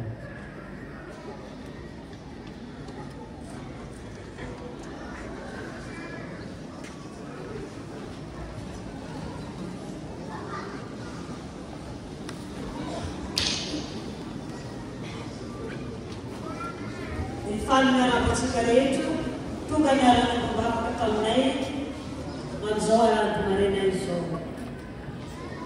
Eo anao Jesosy Kristy sakramenta masina ao tabernacle. Eo anao Montpellier, tiré comme paroisse Tiagny, no sady eo amin'ny fikambanana garde d'honneur amin'ny fomasiny Jesosy eto ny district Andohalo. Eo ianao diacre, sy ianareo fandarana masina rehetra. Ianareo baron filan-kevitra pastoral eto ny district Andohalo. Ianareo baron filan-kevitra eto paroisse sy baron économique. Ianareo ray aman-dreny avy any amin'ny diocèse sy ny vicariat ary district Rahavavy. Isika mpikambana garde d'honneur amin'ny fomasiny Jesosy rehetra eto vicariat fovoany Tately. Isika kristianina tonga niarana mivavaka androany tompo lasy tompo vavy. Mamelanay ianareo mba hitondra telo fo eto zahay, hitondra telo fisaorana ho antsika mianakavy tamina nitonanareo aminay androany amin'izao fankalazana ny fety Masina Claude Colomère, olo-masina mpiaro ny district amin'izay izao. Tolorana fisaorana voalohany amin'izany Andriamanitra, na mety mbonano antsika izy nahafahantsika niarana mivavaka teto androany. Manarak'izany mitodika anao zahay Beopera. Sotra betsaka anao zahay tamin'ny fanampiana rehetra dia nasehonao anay, tamin'ny fanomananay an'izao fety izao, mandondona anao isan'andro zahay, mangataka torohevitra. Na niara-panahy io ny an'ny fanomanana n'ity fety, tsy tezitra aminay ianao fa raisinao ampitsikina zahay ary manoro-hevitra anay ianao. Sotra betsaka Montpellier, ary mbola nasehonao koa zay tamin'ny nanatolosanao niaraka taminay. Nanoloranao ny Eucharistie masina taniaraka taminay zao alohan zao mankasitraka mankatelo mapela dia misaotra anao koa zahay nanaiky ampitiavana ianao hiahinay anatin'ity fikambanana ity ato anatin'ny distrika Nandohalo nanaiky aho izy ianao na mbola tsy fantako tsara ny fiainam-pikambananareo fa tiako ny fomasiny Jesosy dia nanaiky araka aminareo mankasitraka mankatelo mapela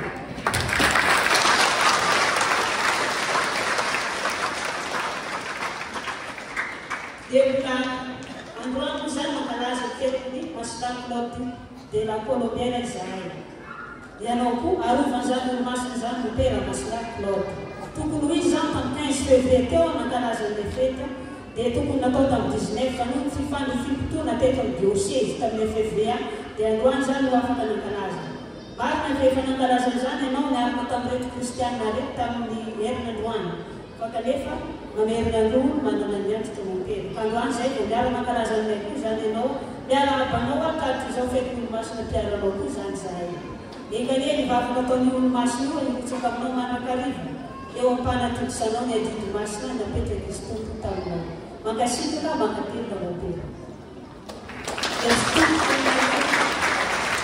sotra betsaka anareo amin'ny flanqueur pastoral district Nandohalo tonga anareo nanotona anay nanevonaritra zao fetinay zao mankasitraka mankatelo anareo misaotra anareo amin'ny flanqueur ty pastoral nanome anay azao toerana ty paroasy ty anatanteranay azao fetinay zao manana renalety koa zay mananareo rehefa mangataka dia mahazo foana ny garde de l'État tsy aby mankasitraka mankatelo anareo amin'ny fitiava mankasitrareo anay dia misaotra anareo avy amin'ny diocèse misaotra raha matofoloa diocèse tonga ianao androany miarana anao miarana ankalaza aminay zao fety olo-masina mpiaranay zao fantatray efa bebe ditsanao ereky paroasy ny diocèse fanafonao ty andro aloany ty miaranao faly aminay teto nandefa natombanimpotoana ny karena azy tonga ianao mankasitraka mankatelo anareo misaotra tsika rehetra koa avy amin'ny fikambanana eran'ny vikaria rehetra tonga miarana mbombavaka miarana ankalaza aminay zao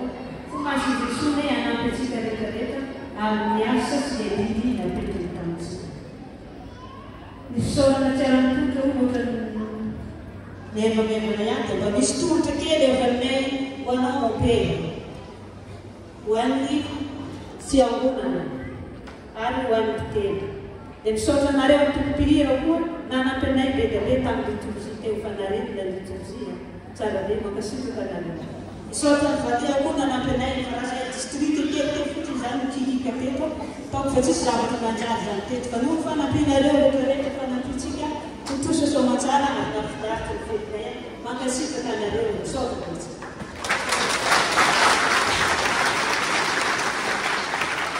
misaotra kristianina rehetra tonga marobe miarana mivavaka taminay teto tsy dia manana tombofiry amintsika moa zany zay satria mahantratra ihany fa manantena mampanantena vavaka ho anareo koa zahay zay rehetrarehetra reo manao mamenamena reo misy fotoana misy ora adiny ray hivavanay dia mampanantena vavaka fa hivavaka ho anareo zahay mankasitraka mankatena mankasitraka tombovavaka mankatena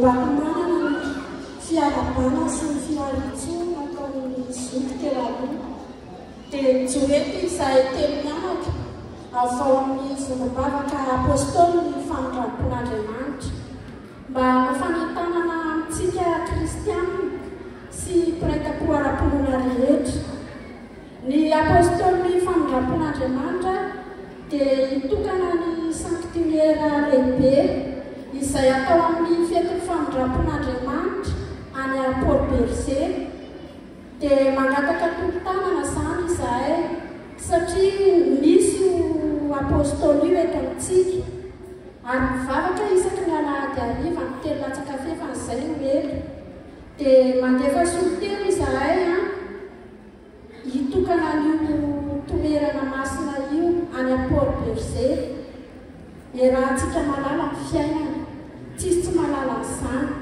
Kanefa kosa ny Jesosy be famindraam-po dia nanome toky mba tsy hanary toky itsika rehetra amin'ny andro sarotra fa hanaiky ampitokiny sy amponona tanteraka.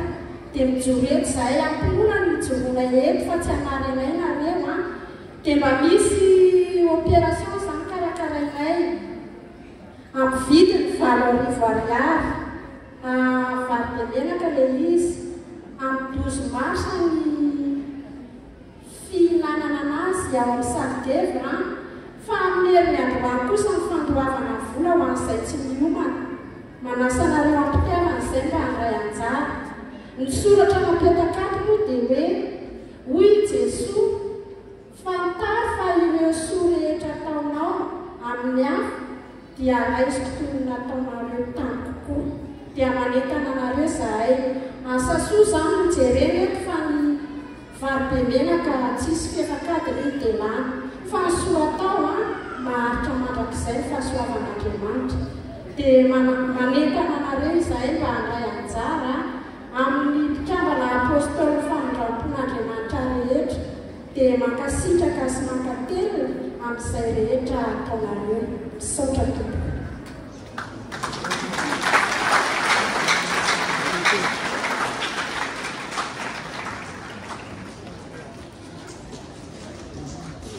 Misaotra fitenena ny antony itsanganana eto dia fanentanana fohy. Antsoina zantsika fa ny rehetrarehetra eto amin'ny paroasy amin'ny APV faritra ny fambolena sasany fikambanana masina mba ho tonga aty am-piangonana ny hariva amin'ny 3 ora fa misy fivolena vaovao ampitaina avy amin'ny distrika zany dia mba antsoina isika rehetrarehetra zany mba ho tonga amin'izany. Dia ohatrana zao lamesa zao ihany koa dia mba mihaona kely aminareo filohan'ny faritra dimy izahay amin'le fomba novantsika ny lalana sojaliana mahandro zoma sy izay aorinan'izay dia mba manatsika tsara an'ilay izy. Dia le amin'ny fety ny vehivavy amin'ny 12 marsa tsika vehivavy eto amin'ny paroasy be da be. Le VMK eto amintsika ohatrany tsy dia hita ntsony dia izany mamondronana antsika vehivavy rehetrarehetra zany amin'ny 12 marsa ny fetitsika dia ny hariva isika manomana liturgia sy amin'le fety ataontsika amin'ny 12 marsa dia mba manentana antsika vehivavy rehetrarehetra na ao anaty fikambanana masina na tsy ao anaty fikambanana masina dia tongava fa misy andraikitra ho raisitsika amin'ny fotoana io. Dia farany dia hoe mividy voninkazo mandritry ny karea moa atao am-piangonana tsy misy voninkazo fa ny vidina voninkazo ho an'ireo tokony anjara rehetrarehetra dia ho ambonitsika ho anaovantsika voninkazo amin'ny Paka satria fantatritsika fa mandritry ny herinandro masina dia misy voninkazo betsabetsaka ilaina izany. Dia izay ny antony angonina le vola hividanantsika voninkazo amin'izay tsy mitady voninkazo hoe ary. Dia amin'ny sekretera ilay izy mangonina dia mba aterinao izay tokony anjara liturgia rehetra mandritry ny karena dia amin'ny sekretera zany no anaterantsika ny voninkazo. Dia izay ny vaovao kely dia misaotra antsika rehetra miary amin'ny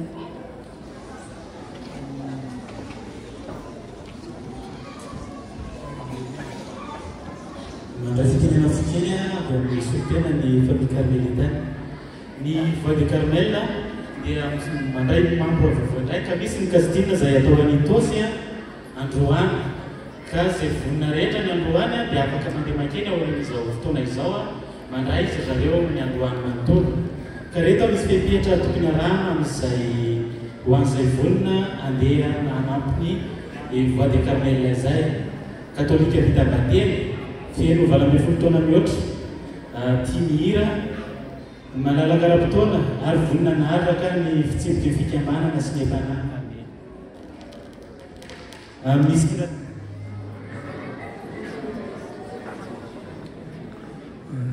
misy hira telo izay atao mandritra n'izany fotoana izany izay anisany hanadinana ny hoe hanaovana izay kastina izay ny hira voalohany dia hiran'ny voix de Carmel. Dia ny hira faharoa hiran'ny lamesa izay hira tiantsika rehetrarehetra atao zany fa hiran'ny lamesa fotsiny ary ny hira fahatelo dia ny hira profane, zany hoe misafidy an'izay hira tiatsika atao sika. Ka atao ihany atosy zany a manomboka amin'izao fotoana androany izao, ka zay ahafahantsika mandeha makeny ny tontolo andro fa ny tsara raha tonga maraina dia ao amin'ny maison Sainte Thérèse ary zareo no mandray atsika. Ary avy amin'ny ny AMLT ny MMLT dia misy ny famolem-kazo zay atao any amin'ny Manampisoa Itosy ny Asebotsoavy zao. Ka iangaviana isika rehetra zay afaka manatrika izany fambolem-kazo izany mba hanotrina ny fianakaviam-ben'ny Karmely. Dia misaotra indrindra tamina haritra ny eno hatramin'ny farany.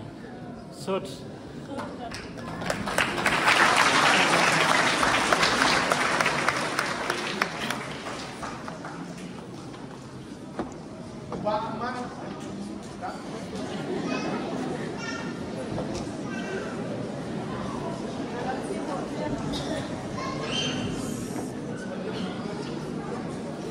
Kalatsindra mandray fitenenana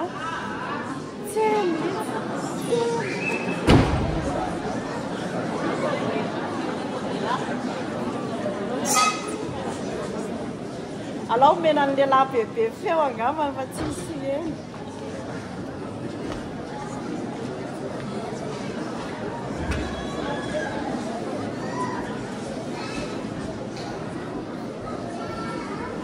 Maheno ve?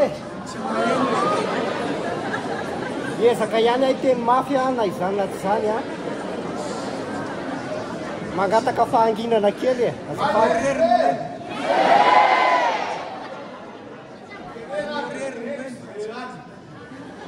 dia manotra ny fiarabana manokana ho anareo.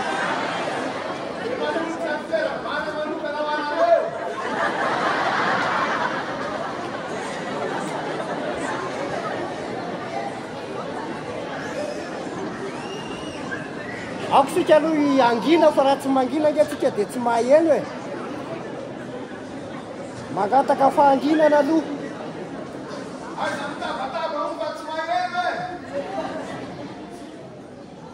Zay e.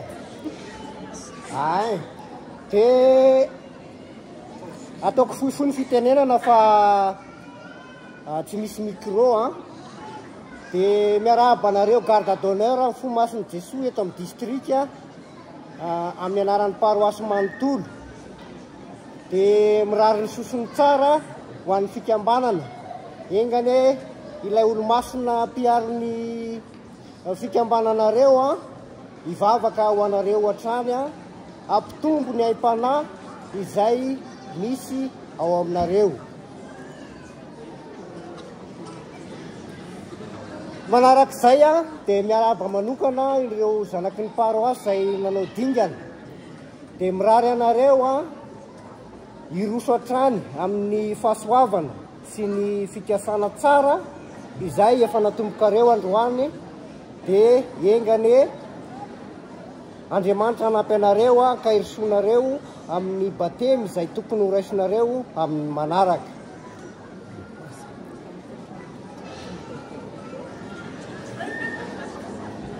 Dia misaotra manokana amin'ny tolotra izay natolotra nareo engany oneran'Andriamanitra avy zato eny ny paosy izay nialany ireny. Dia fampitambavao manaraka ho antsika filan-kevitra pastoraly dia amin'ny fahadimy volana marsa isika no manao ny récollection izay erahana amin'ny filan-kevitra chapelle eny Tosy. Dia tanana zany isika filan-kevitra rehetra hamonjy izany fiatahana masina izay ho tanterahantsika izany. Dia aorianan'izao sorona masina izao dia entanina ianareo filohan'ny faritra 5 eto amin'ny paroasy mba hijanona kely araky ny vaovao izay nampitanay teo ho fandaminana ny fandehanantsika eny Itosy. Farany dia mitodika manokana amin'ny frère diacre Tassisus izay namasinina tany Moramanga tamin'ny volana janoary teo. Izy moa dia efa nanao stazy teto amintsika ihany. Androany izy vao miaraka amintsika paroasy ka dia miaraba manokana nanao frera diacre. Engane Andriamanitra anampy anao hatrany amin'ny atiky sy andraikitra izay fandraisinao dia mirary anao ho tonga ampirehetra soma tsara rehefa tonga izany fotoana izany. Homaky izany fiarabany izany dia misy tolotra kely avy amin'ny paroasy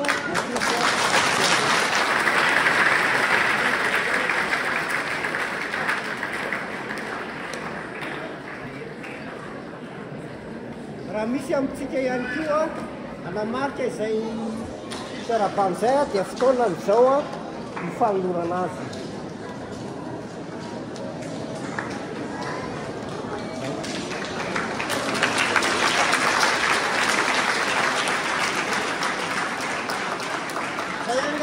Teny avy amin'ny kevitra pastoraly dia mankasitratratsika rehetra samy tain'Andriamanitra.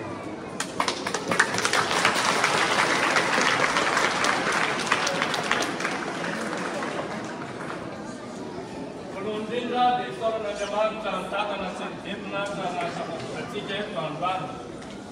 Any fiarabantoka ny vitany mpakelatra sy ny akorakorana anabakabaka fa ny fiarabatsika mianakafy dia vokateso tanana mitosa miaraba tompolahy miaraba tompivavy.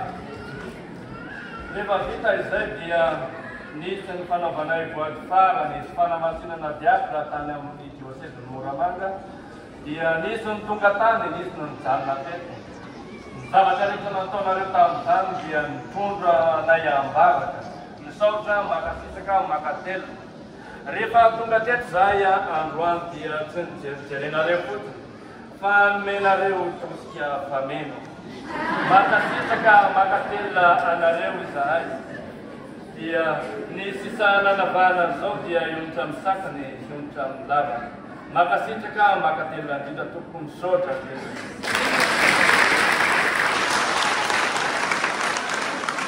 Si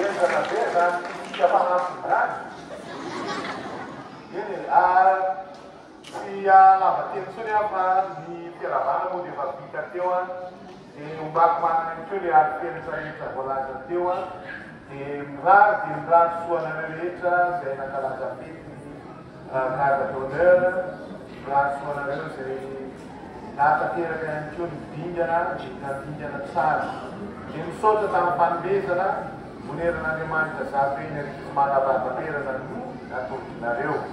Ao antsika rehetra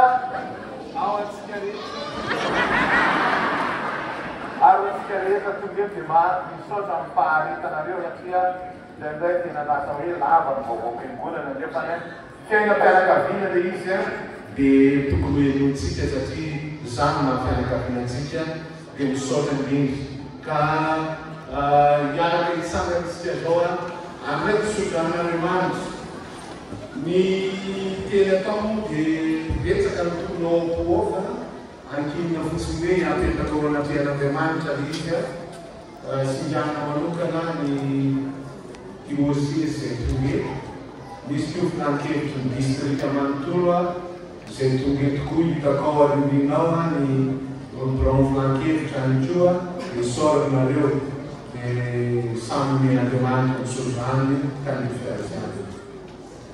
Ombatsika mianakavy alely tompo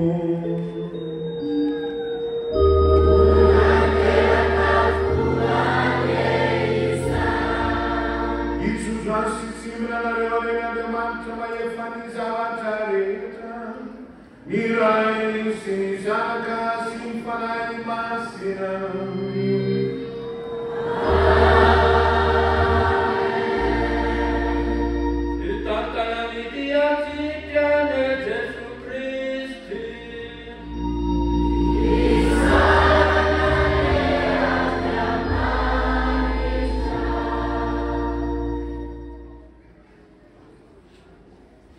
Antsa fanirana ao amin'ny vavakasira takila fito amby valopolo sy eninjato, filanasina takila enina amby efapolo sy dimanjato.